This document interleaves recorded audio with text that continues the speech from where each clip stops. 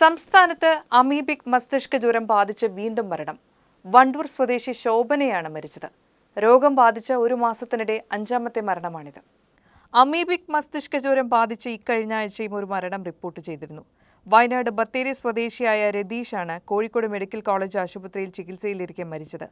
കോഴിക്കോട് ഓമശ്ശേരി സ്വദേശിയായ ദമ്പതികളുടെ 3 മാസം പ്രായമുള്ള കുഞ്ഞും മലപ്പുറം കണ്ണമംഗലം ചേറൂർ കാപ്പിൽ കണ്ണേത്ത് റംലയും കോഴിക്കോട് താമരശ്ശേരി സ്വദേശിയായ 9 വയസ്സുകാരി അനയയും സമീപ ദിവസങ്ങളിൽ മരിച്ചിരുന്നു. കെട്ടിക്കിടക്കുന്ന വെള്ളത്തിൽ മുങ്ങിക്കുളിക്കുന്നവരിലും നീന്തുന്നവരിലും വളരെ അപൂർവമായി ഉണ്ടാകുന്ന രോഗബാധയാണ് അമീബിക് മസ്തിഷ്ക ജ്വരം. Naegleria fowleri, Acanthamoeba, Sappinia, Balamuthia Vermamoeba എന്നീ അമീബ വിഭാഗത്തിൽപ്പെട്ട രോഗാണുക്കൾ തലച്ചോറിനെ ബാധിക്കുമ്പോഴാണ് രോഗമുണ്ടാകുന്നത്. മൂക്കിനെയും മസ്തിഷ്കത്തെയും വേർതിരിക്കുന്ന നേർത്ത പാളിയിലുള്ള സുഷിരങ്ങൾ വഴിയോ കർണപടത്തിലുണ്ടാകുന്ന സുഷിരം വഴിയോ അമീബ തലച്ചോറിലേക്ക് കടക്കുകയും മെനിൻജോ എൻസെഫലൈറ്റിസ് ഉണ്ടാക്കുകയും ചെയ്യുന്നു. 97% മരണനിരക്കുള്ള രോഗമാണിത്.